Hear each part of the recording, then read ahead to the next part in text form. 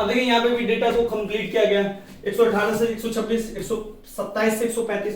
और आपको मैंने पिछले क्लास में इस तरह का क्वेश्चन बताया था जहां पे डेटा जहां पे खत्म हो वहां से शुरू नहीं हो रहा है।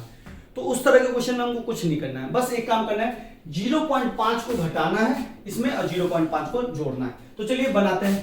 तो 118 में से अगर 0.5 घटाएंगे तो 117.5 आएगा, ठीक है। और इसमें 126 में 0.5 को जोड़ेंगे तो 126.5 आ गया।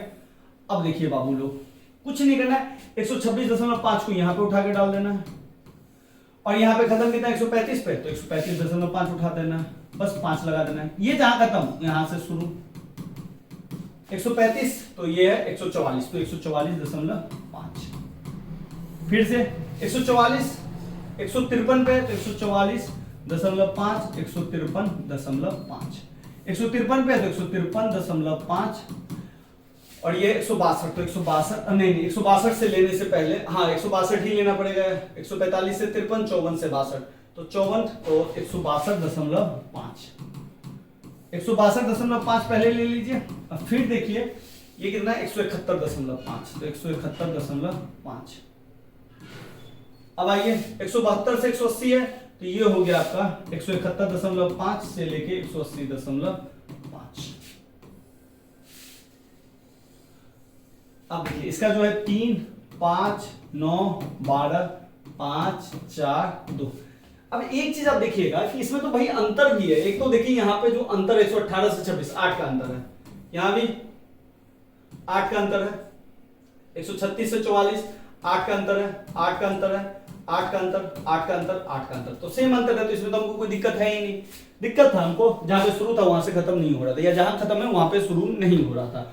अब हो गया, ये हो गया आपका बारंबारता, जिसको हम बोलते हैं शॉर्टकट में एफ बोलते हैं। तो भाई एफ है, माध्यक निकालना है। क्वेश्चन देख लीजिए क्या कर रहा है,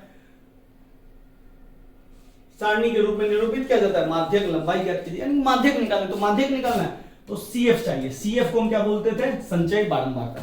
मैं बार बार बोल रहा हूं, उसको लिखते चलिएगा। संचय बारंबारता निकालना, 3 लिख दीजिए, 3 में 5 जोड़िए 8, कुछ नहीं, इसको जोड़िए यहां आ जाएगा, इसको जोड़ के यहां लिखिए 17, 17 में 12 जोड़िए 29, 29 में 5 जोड़िए 34, 34 में 4 जोड़िए 38, 38 में 2 जोड़िए 40। अब मैंने आपको बोला था ये जो नंबर ऑफ टर्म है ये 40 होगा, यानी कि ये टर्म और ये टर्म दोनों सेम होंगे।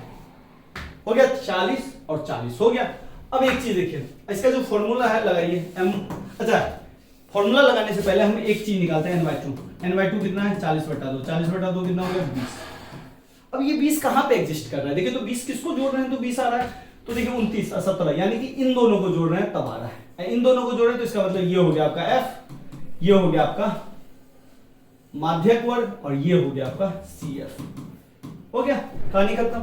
इतना ही तो हमको लेना था, तो ले लिए। तो चलिए लेते हैं formula L plus n/2 minus CF बट्टा F इंटू I।